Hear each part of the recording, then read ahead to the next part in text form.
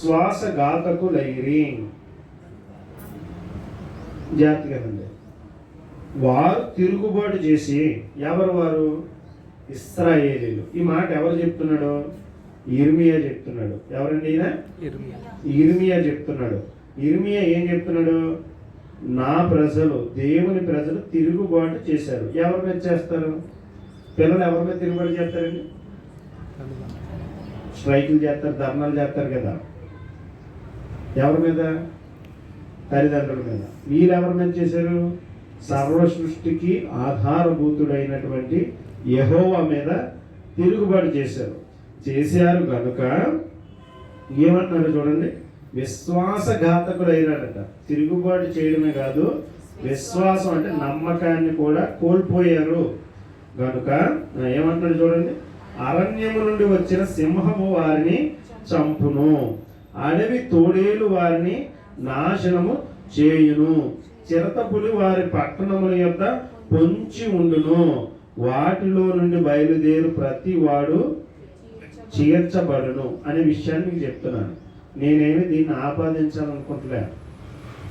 సందర్భం ఏంటంటే ప్రజెంట్ జరుగుతుంది కాబట్టి, ఇక్కడ పులి తిరుగుతుంది కాబట్టి చెప్తున్నాను. పులి వల్ల ప్రమాదమా కాదా? పులి సాధు జంతువా, క్రూర జంతువా? గమ్ముని కర్మగాలి ఏదో దేవుని వాహనం అనుకుని దండం పెట్టుకున్నాం అనుకో, నువ్వేమైపోతావు? ఆవాహనం అయిపోతావు, దానికి ఆహారం అయిపోతావు. అర్థమైందండి? అంతే కదా. ఇక్కడ ఏం చెప్తున్నాడంటే, నా ప్రజలు విశ్వాసఘాతకులు అయిపోయారు. ఎవరికి ద్రోహం చేస్తున్నారు తెలుసా? జీవము కలిగిన దేవునికే ద్రోహం చేస్తున్నారు. అర్థమైందా? ఇప్పుడు నేను చెప్పొచ్చేది ఏంటంటే, ఇది ఎవరి గురించి చెప్తున్నారు అంటే, ఈ యొక్క ఇర్మియా గ్రంథం క్రీస్తు పూర్వం 7వ శతాబ్దంలో ద్వితీయార్థంలో రాయబడిందండి. ఓకేనా? ఇర్మియా ఎందుకు రాస్తున్నాడు అంటే, ఇది బబులోను రాజు అయిన నెబుకద్నెజరు యెరూషలేం పైకి, దేవాలయం పైకి దాడి చేసి చెర నుండి వీళ్ళందరినీ చెరకు తీసుకుపోతాడని చెప్పడం ఈ గ్రంథంలో ముఖ్యమైన ఉద్దేశం. అర్థమైందండి?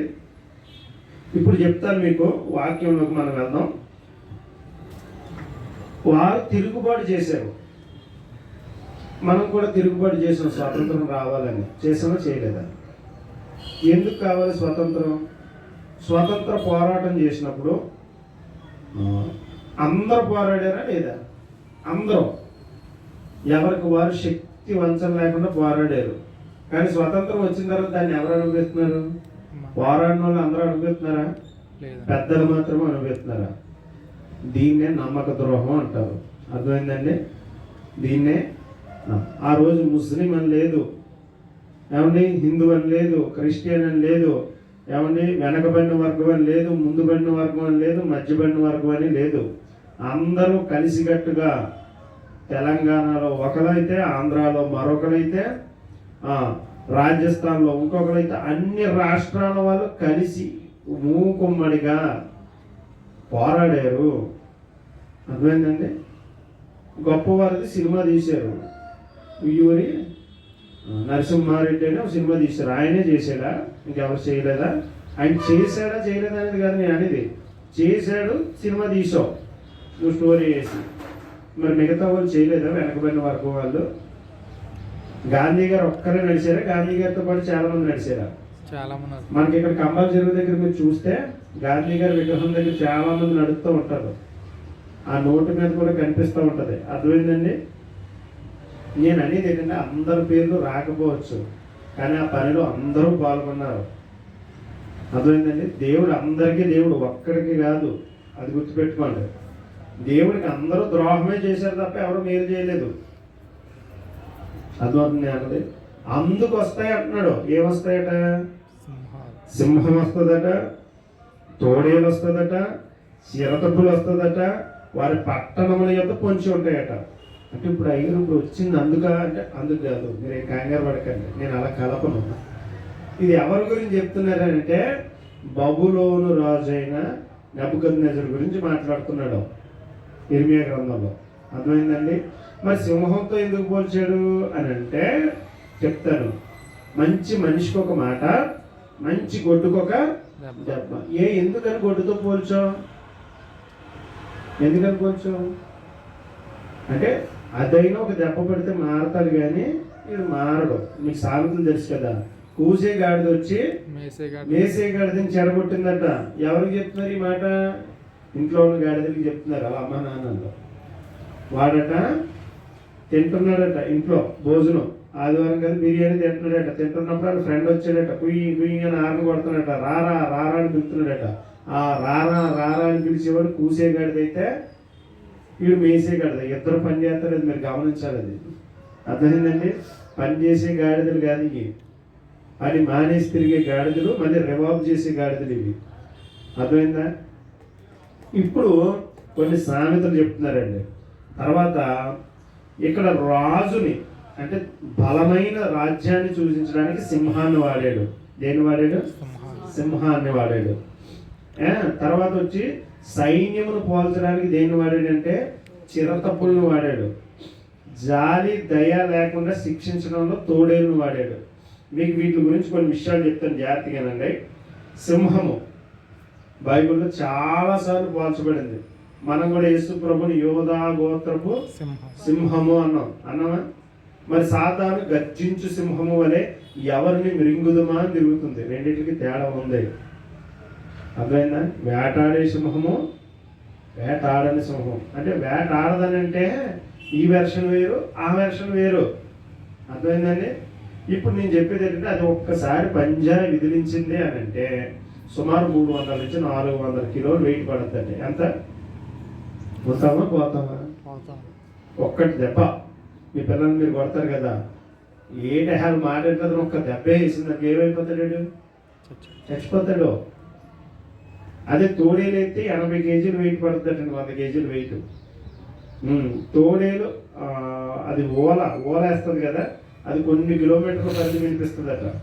అదే సింహం కానీ పులి కానీ అయితే దగ్గర 1-2 కిలోమీటర్ల వరకు దాని పరిధి, అంటే దాని గర్జన.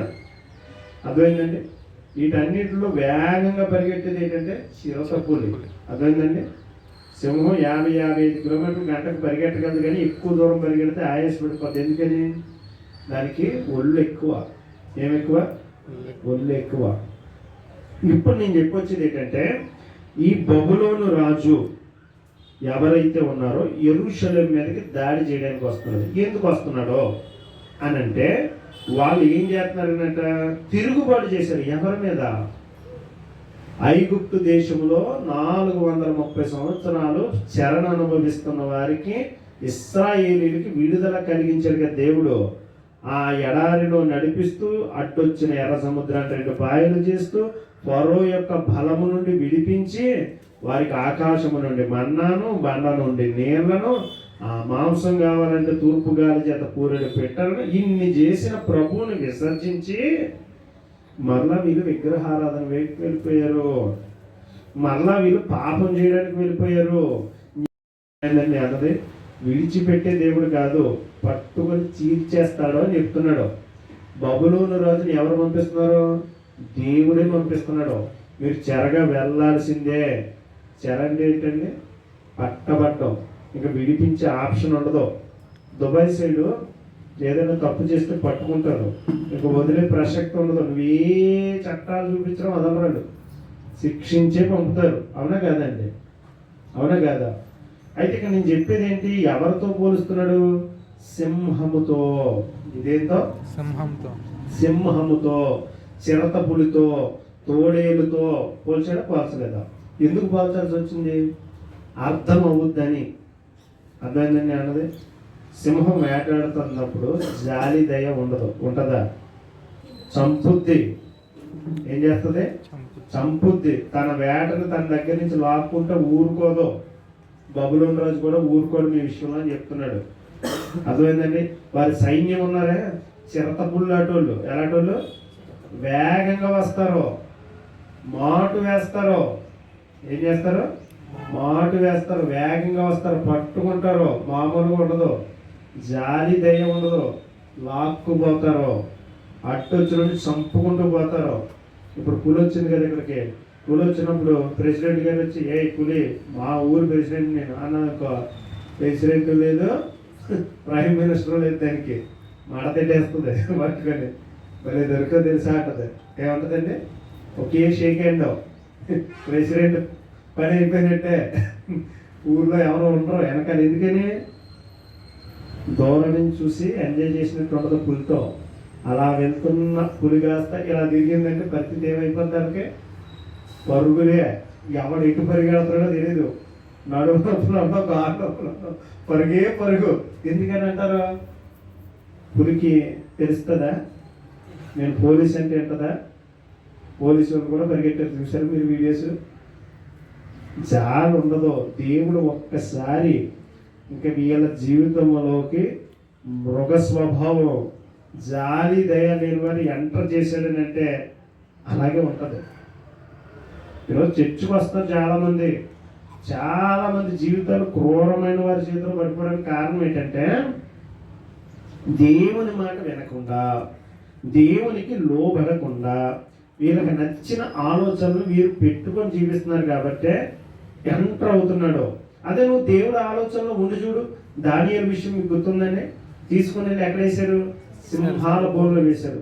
అంటే దేవుని మాట వింటే సింహాలు కూడా ఏం చేయు అంటే ఇప్పుడు మీ సింహాల దగ్గరికి వెళ్ళి నుంచొని రుజువు చేయాలని కాదు. అనుకోని విధంగా సందర్భం వస్తుంది, ఒక్కసారి తప్పదు, ప్రమాదం అనేది. కానీ తప్పించేవాడు ఎవరు? దేవుడు. నువ్వు వెళ్ళి ప్రమాదంలో ఇరుక్కోకని చెప్తున్నాను నేను. అర్థమైందండి? జాగ్రత్తగా మీరు తీసుకోండి. జాగ్రత్తలో దేవుడు తప్పిస్తాడు తర్వాత విషయం. ముందు జాగ్రత్త ఎవరు తీసుకోవాలి? మీరే తీసుకోవాలి. ఇక ఏమంటున్నాడంటే అవి వచ్చి ఏం చేస్తాయంట చూడండి. అక్కడ లేవియా కాండము 26వ అధ్యాయము 22వ వచనంలో ఇదే మాటని అక్కడ రాయబడి ఉంది.